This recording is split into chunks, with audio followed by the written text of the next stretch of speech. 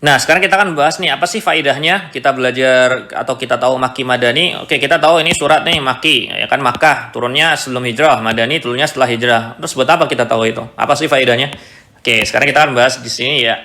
Salah satu faedahnya yang disebutkan oleh para ulama adalah mengetahui apa itu nasikh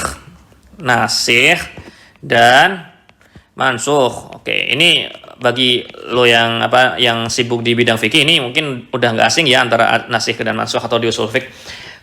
Bagi yang belum tahu nasikh dan mansukh ini singkatnya nasikh itu adalah hukum terdahulu. Hukum terdahulu lagi. Nasikh ini adalah hukum terakhir. Sedangkan kalau mansukh itu adalah hukum terdahulu gitu. Maksudnya gimana sih ini hukum terakhir, hukum terdahulu? Bingung gimana? Ya kita udah pernah bahas kan di pembahasan kapan ya sebelumnya atau kapan?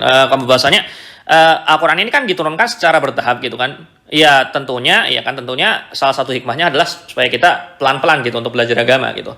Makanya yang pertama misalnya nih tentang Khomer, ya, kita udah bilang bahwasanya ada Aisyah pernah ngomong bahwasanya kalau Khomer itu langsung diharamkan, kita nggak akan ninggalin Khomer gitu. Khomer ini ternyata kalau kita cek itu pengharaman Khomer ini itu bertahap gitu. Pertama ya diharamkan jangan minum Khomer waktu sholat aja, waktu mau sholat jangan minum Khomer. Kemudian terus gitu sampai Khomer itu haram mutlak, sampai mutlak haram gitu. Jadi bertahap gitu. Nah ini kan berarti Khomer ya kan, Khomer yang dilarang ketika sholat aja gitu kan ya, sama khomer yang dilarang mutlak haram.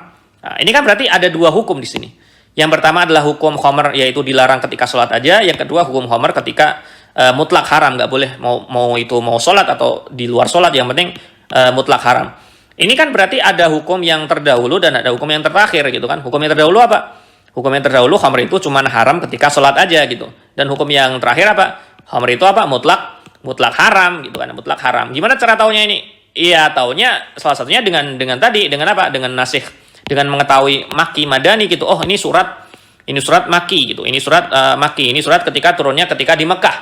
Oh, kalau turunnya di Mekah berarti ketika sebelum hijrah dong gitu kan. Berarti sebelum hijrah. Adapun ini surat ya kan itu Madani setelah hijrah gitu. Berarti yang hukum terakhir yang mana yang kita pakai? Ya hukum yang Madani gitu, hukum Madani. Kenapa? Ya hukum Makki itu dipakai waktu sebelum hijrah gitu. Adapun setelah hijrah kita pakainya apa? Hukum yang benar nih, sama seperti ini tadi. Yang kita pakai yang mana? Antara khomer itu cuma haram ketika sholat aja atau haram mutlak haram?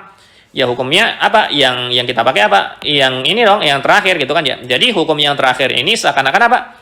Dia menggantikan gitu. Dia ganti hukum yang terdahulu. Ini yang namanya nasikh dan mansukh. Nasikh dan mansukh adalah hukum terakhir, nasikh ya. Hukum terakhir ini yang menggantikan mansukh, menggantikan hukum yang terdahulu. Jadi ini ya kalau lu tahu ini Makki ini sebelum hijrah dan kalau ayat ini turunnya ternyata setelah hijrah, jadi lu bisa ini hukum yang dipakai ini yang terakhir gitu. Karena hukum yang ini itu ketika sebelum hijrah. Jadi bisa tahu kalau gitu ya. Itu masalah fikih sih. Oke, sekarang yang kedua. Masalah kedua, faedahnya adalah apa? Adalah untuk tahu mana menguatkan satu pendapat. Menguatkan satu pendapat dari dua pendapat yang bertentangan, dari dua pendapat gitu aja deh, dari dua pendapat.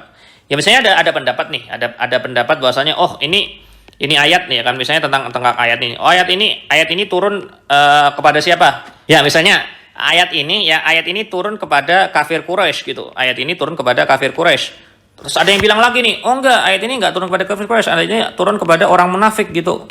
Ada suatu ayat kan, kemudian ayat ini turun dari kafir Quraisy, enggak, ayat ini turun kepada orang munafik gitu. Oke, ini ada dua pendapat nih. Ada yang bilang ayat ini khusus untuk kafir Quraisy, ada yang bilang ayat ini untuk khusus munafik gitu. Cara taunya gimana?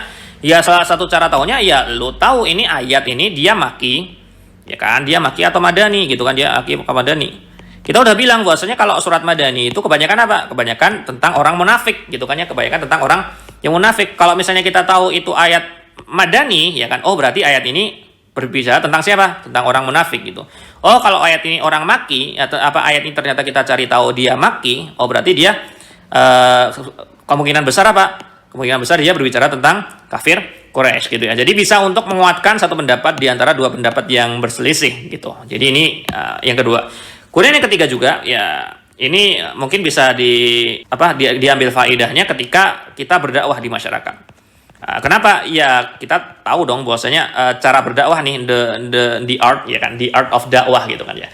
Itu beda-beda gitu. Jadi Rasulullah cara berdakwahnya ketika di Mekah ya kan, cara berdakwah ketika Rasulullah itu ada di Mekah ya kan, atau sebelum hijrah dengan cara berdakwah Rasulullah ketika sudah hijrah gitu kan, atau di Madinah, itu beda banget dong. Di Mekah ini beliau mendakwahkan tetap kepada apa? Kepada tauhid gitu kan ya. Kemudian ketika di Madinah yang didakwain siapa? Orang yang sudah kuat tauhidnya gitu. Orang yang sudah kuat tauhidnya, orang yang udah paham tentang agama ya kan, paham bahwasanya Allah itu harus disembah gitu kan ya. Ini kan berarti tentang masalah hukum-hukum dan lain sebagainya. Ini berbeda dong cara mendakwahinya. Jadi beda banget kita mendakwahin orang awam gitu ya. Bagaimana kita mendakwakan orang awam yang masih sering maksiat, yang masih senang yang belum kuat tauhidnya, dengan mendakwahkan orang yang udah kuat gitu. Orang udah kuat tauhidnya pasti berbeda gitu. Ya gimana cara taunya? Ya kita tahu, oh surat ini Makkah atau surat ini Makki gitu. Kita bisa belajar dari surat yang Makki ini bagaimana cara berdakwah ya kan, bagaimana cara berdakwah ketika cara berdakwah tentang tauhid gitu misalnya. Adapun surat-surat yang Madani atau surat-surat yang turun di Madinah atau surat yang turun setelah hijrah, kita bisa belajar dari situ cara berdakwah ketika apa? Ya ketika masyarakat yang kita dakwahin itu sudah mapan, sudah mumpun masalah agama dan lain sebagainya, ya kita baru pakai cara dakwah yang tertera di surat Madaniyah gitu. Adapun tentang kalau misalnya kita di masyarakat kita masih awam banget, kemudian nggak tahu apa-apa, ya kita pakai lihatnya kepada apa? Kepada surat-surat yang Makki. Makanya kenapa? Ya makanya kita kan yang paling pertama kita hafalin apa? Biasanya kan juz amma ya. Juz amma. Kenapa kita suruh ngafalin juz amma?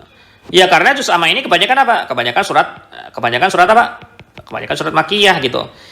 Lihat gimana tabiatnya atau gimana surat-surat yang ada di juz amma. Pendek-pendek kan? Ya kan pendek-pendek. Kenapa? Ya karena yang didakwahin apa?